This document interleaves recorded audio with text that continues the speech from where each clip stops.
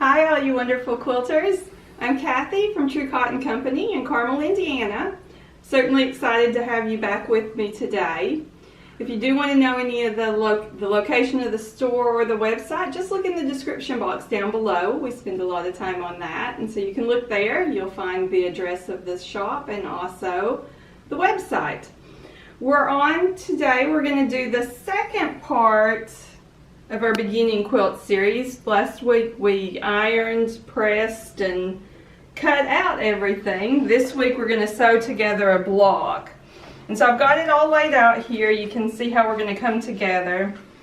We're starting with our white 2.5 inch square, and we're going to put these green 2.5 inch strips on both sides.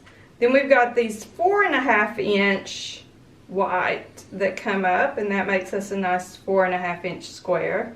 We do these 4.5 inch greens and then these 6.5 inch whites, and we just do that and sew on the entire way, putting greens on one side and whites on the other side.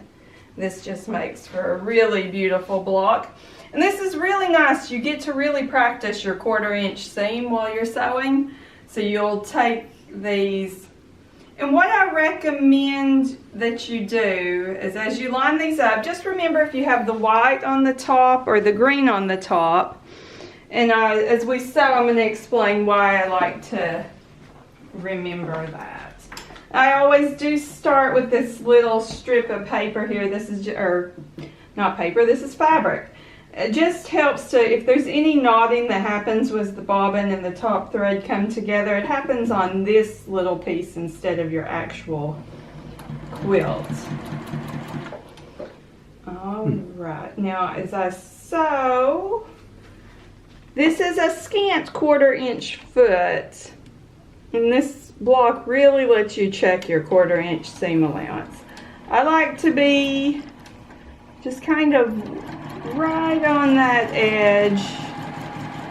I use a little bit of a thicker 40 weight thread, and since with that thicker thread and this scant 1/4 inch seam, it makes a really good quarter inch, but we will be able to check this a lot as we sew. Now I had the green on the bottom, and with the green on the bottom I sewed this direction. Now it's good to flip it around and sew the other direction. There can be little movement here along the edge, and if you flip it, there's a better chance you get a nice straight piece. Everything evens out a little better. So if I was on the bottom here, I like to sew again on the bottom. That way I've reversed the direction that I'm stitching. And so this, while you're doing this, remember the piece that's on the top. When you sew the other side, you want to do it that same way, and that way you're reversing the directions. But you can see you just do this easy stitch. And there is just going to be a lot to do with this block. You come over, and I do like to press every step. And this one, I'm going to press these towards the dark here, and then I will go towards the white pieces. And so we're here. Now I like to let that cool down, but we've got a lot of sewing to do, so I'm going to come back. Now here's the first check if the 1/4 inch seam's okay.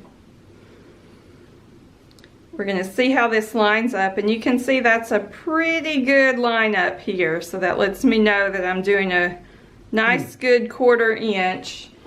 And this is why doing this on camera is so much fun. I get to show you everything that I do. So now here I'm going to sew with the white on the top. And just watch your seams, you can feel those.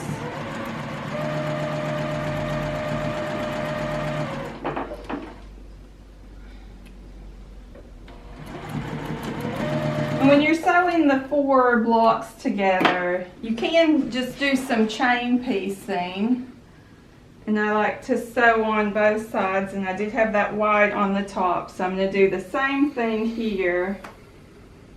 And let me just I do like to pin quite a bit, so I'm going to throw a little pin in there. Get this all lined up. Just so, make sure that hasn't flipped.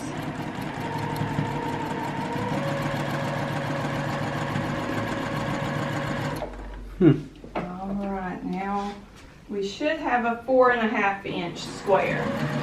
I say in the pattern, which you can find free on our website right now. If you go down to the description box, we'll have a link for it. If you go to the website, there's a free pattern section.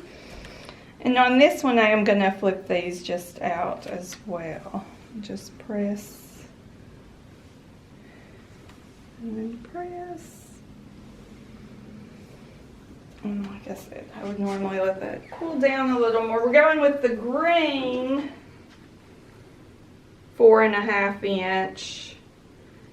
And you can measure this, or you can use this piece. You can see if this lines up well, then you know your 1/4 inch seam's pretty close. If this is too big, this bottom piece is too big, you're doing too little of a 1/4 inch, and if it's too small, you've done too big a 1/4 inch. So this is, you get all this to check and make sure you're doing it the right way. So I love this because getting a good 1/4 inch seam is really important in quilting, and this block gives you a lot of chances to check and make sure you're doing that seam the way you're supposed to. And there are, I will say that if you're just a little bit off, so you're, like I'd say like 1/8 of an inch or less, always put the bigger piece on the bottom. You want to put your bigger and your bias on the bottom.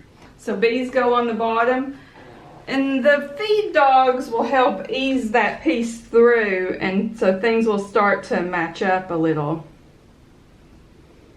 better if you have the bigger on the bottom. The feed dogs, I like to say, they don't really eat it, but they pull it through a little more than the top's getting pulled through, and everything kind of evens out quite well.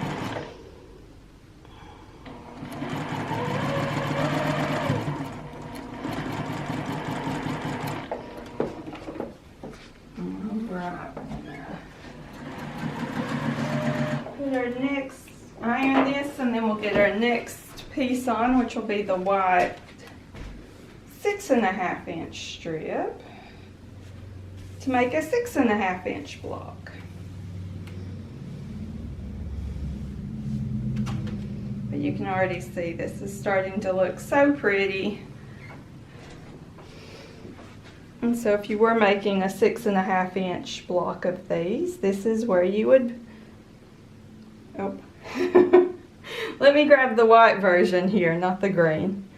That would have been a nice getting to use the seam ripper moment. And always a friend sitting nearby as I do this in case I do make a mistake like that. And so we just, you can see everything's still matching up quite well. And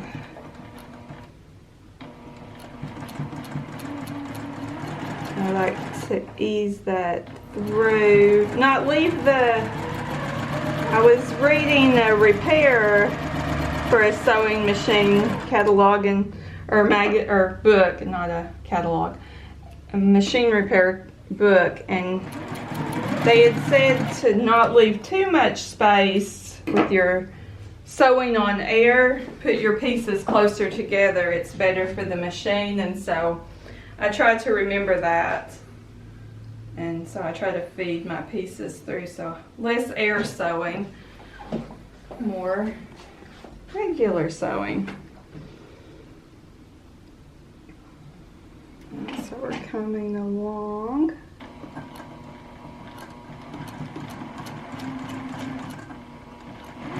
And just do this nice close 1/4 inch seam.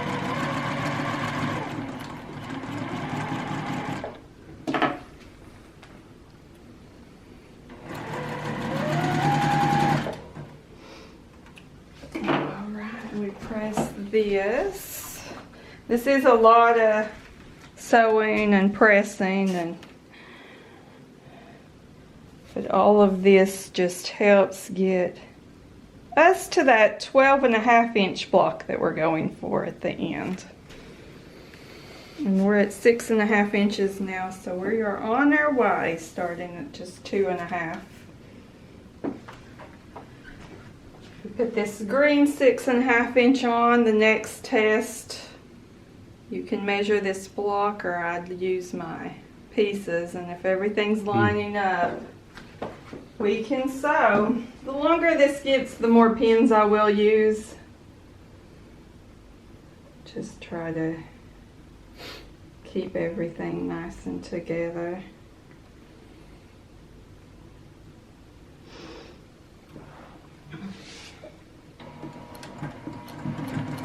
And if you see the little sticker that I have here next to my machine, if you shop on our website at all and you want one of these stickers, just leave us a note with your order that you'd like. We have a bobbin chicken sticker, and we also have this Life as a Stitch sticker, which I think is pretty funny. So these are fun, and you can just say you want the bobbin chicken or the Life as a Stitch, and we can throw that in your order with your purchase, and you get these fun stickers, and you don't have to put them on your sewing machine. You can put them wherever you like to keep your stickers. I just thought they were really cute. They've been fun to see getting designed, and so we've been having fun with them.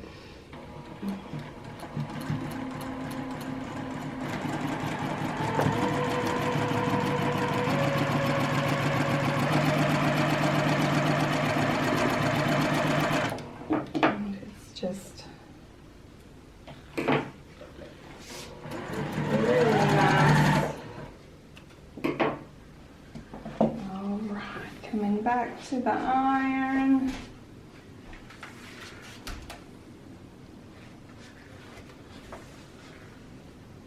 And I am pressing everything out on this one. I did 2 of these. I've made 3 of the blocks so far. And I did 2 of these where I pressed the white side in and the green side out.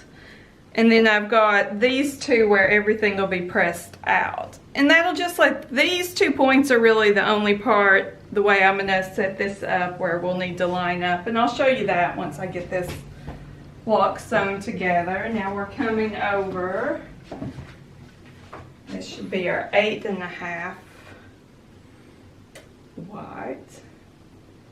Some of these grunges is harder to tell the right from the wrong side. But I'm pretty impressed with myself so far. I'm getting a really good 1/4 inch seam. I was afraid on camera everything might start going a little crazy. That's why I got the handy seam ripper close by, just in case things got off. My nerves got to me a little bit.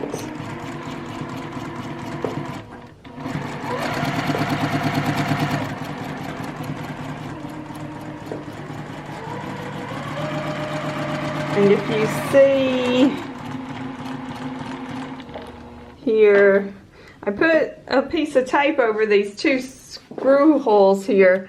When I was sewing earlier this week, twice in one day I had needles fall through there, and I had to take apart my machine and get into the inside of it so that I could get the needle out before I sewed it. I don't know what that needle would have done if it got all wrapped around in there, so I just covered that up because I was apparently in a drop. I'd never had that happen, but twice in one day I was just like, okay, I gotta do something to solve that. And that's a place on this machine where I can screw in a little guide to do a nice 1/4 inch. So if I did find like I was using some thinner, the Orifil thread, which I do love to use on my Janome at home, But on this machine, I've just found this little bit thicker thread. Works really nice with this scant 1/4 inch fit that they provide. So I just use what makes my life easier. And that is a case of that. I have a little long arm at home, and I use glide thread on that, and Angela Walters recommended to use glide thread, and it's the only thread I've bought, and it's what my machine's set up for, so when I try a different thread I have to adjust everything, and I'm just like, nope, I'll just buy one type and just make it easier on myself, and not, as I'm learning to do that, I don't have to learn how to adjust tension and everything for a different thread. So I always say what we do, makes us the most comfortable and happy while we're sewing, and for me that's been,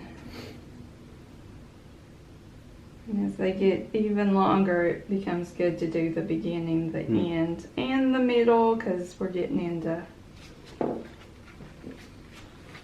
some longer pieces here.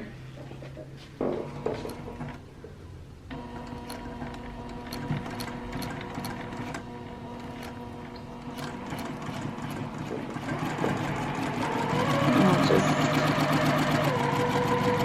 sew on along here.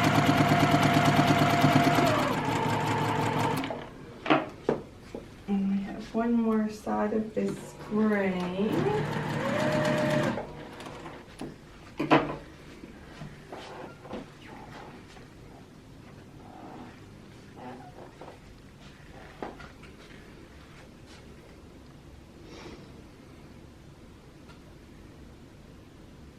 Now, I am a super big fan of these really thin little clover glass head pins. They're 0.4, I think, millimeter, tiny thin glass head pins. They're super sharp. They glide right through and they hold pretty well. And I've been testing, if you look at here, like quite a few different pins and things to see, but I always try and find these tiny itty bitty glass head ones. They're just my personal favorite for piecing. Now when we get to the basting portion of this quilt, once we have the top together, these will not be the pins that I use when I baste the quilt. These are just for piecing.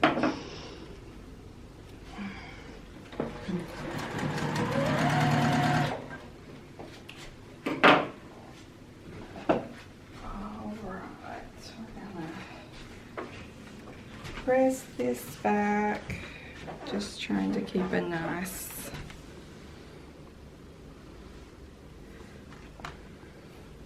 I love seeing how these blocks come together.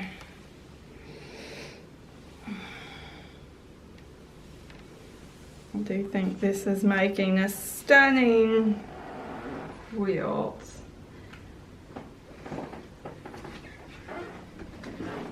Now, our next check, are we doing okay? And I think so. I can't hold it, but I've got this piece right along that edge. So that has turned out quite nice.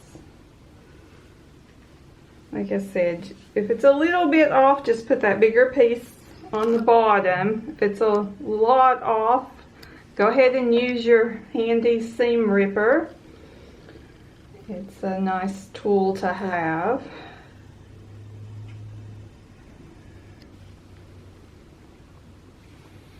And we are moving along. You can see this doesn't take too long to do.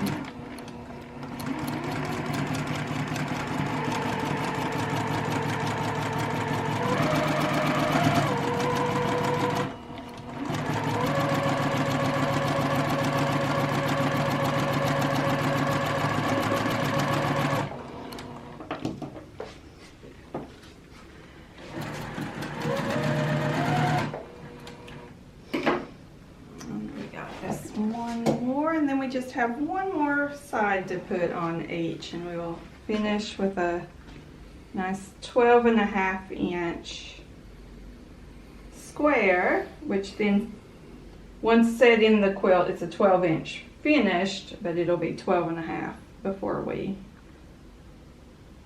put it into the quilt.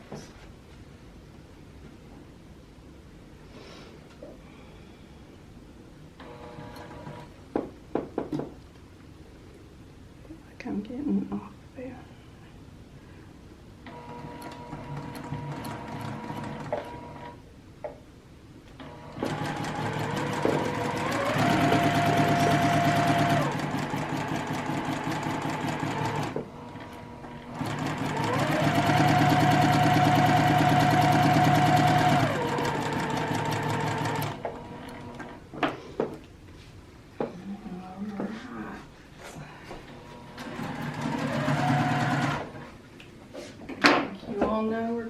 To the ironing board, pressing these out. So I set those seams and then just kind of dance my fingers along the edge. Let the weight of the iron and the heat do all the work.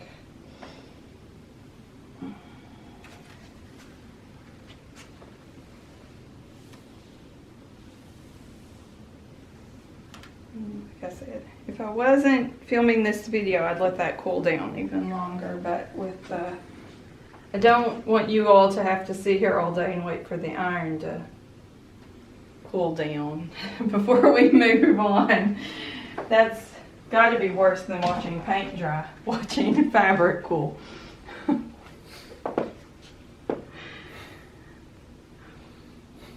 Alright, now with these last longer pieces, I'll take a little longer pinning. There's no reason to rush through at this point.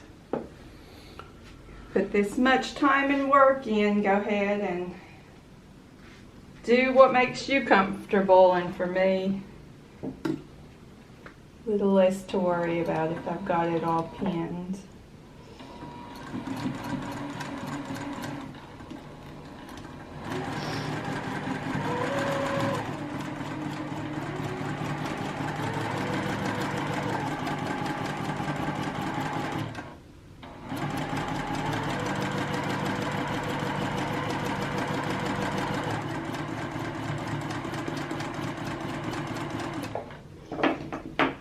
One more green side to put on. Rubbing everything around. Getting excited to see how this all comes together.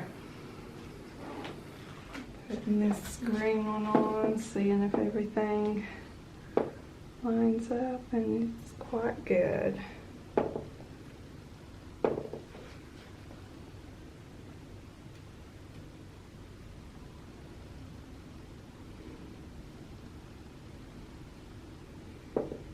Now I am curious if you all are working on this project along with us. If you are, certainly leave a comment down below. Let us know what colors you're working with. Okay. Alright, so I've got this pressed now. We've got our last piece we're putting on. This is the last check of this 12.5-inch white. And it is quite good along that edge, so we're gonna put a pin in it.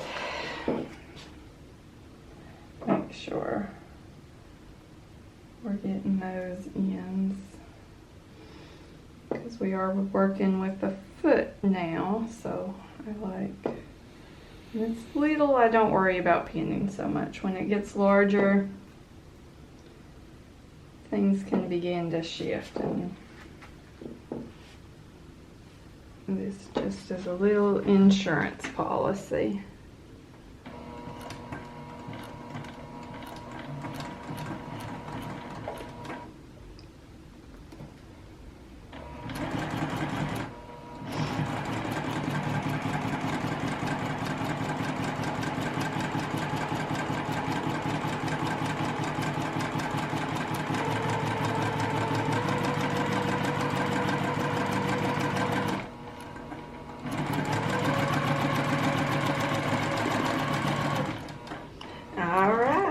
got one last piece to put on.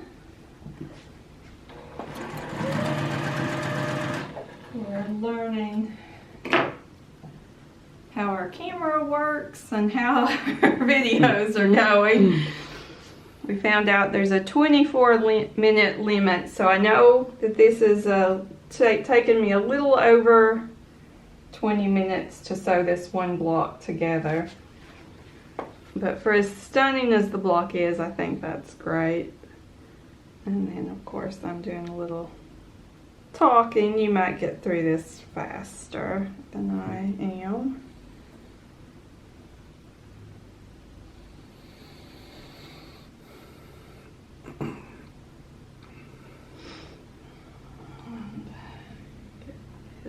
I like to do those ends and then the center, and then I go to the quarter points in that way.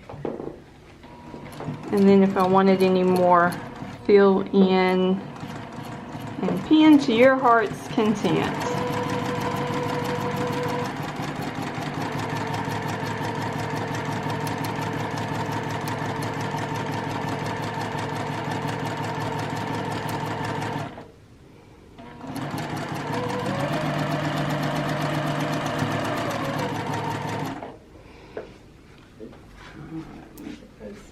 In there. We'll get this last ironed and then I'll talk to you about how the two different layout styles I have in mind. The one I'm pretty sure I'm doing on this quilt. So this last one, this is really the piece where it matters for the nesting part of this quilt. Oh, that's bad. Straighten that out. And I'm gonna, depending on the version of this you make.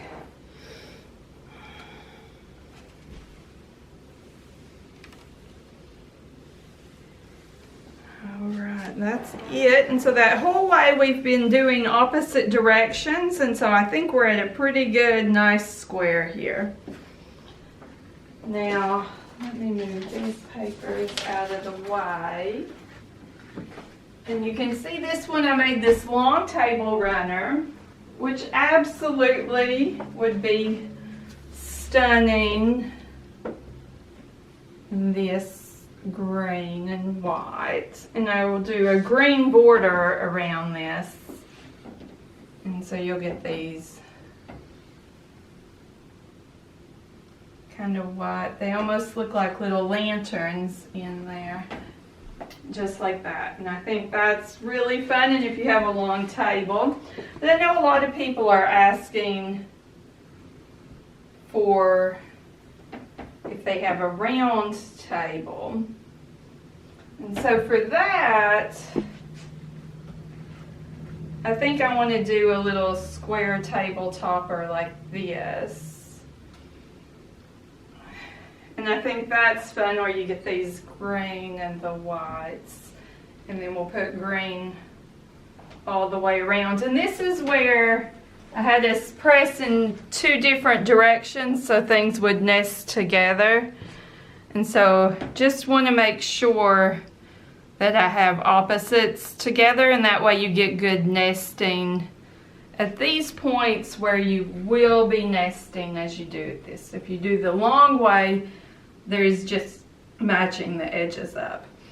But I think we'll come back next week. I'll show you how I put this all together and put the borders on, and then we'll be ready to baste and quilt. So that's here for the second part of the project, putting the block together.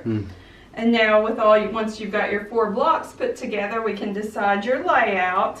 Next week we'll come back and we're going to sew and put the borders on. I certainly hope you're enjoying this quilt and this process. I'm really excited to have you back next week when we move on to the next step in this quilt. It's going to be a great one. Certainly be kind to yourself. If you play Bobbin Chicken this week, I hope you win. I lost earlier this week by just like a ½ inch. So hope you win. And have a great day. We'll see you back next week. Bye.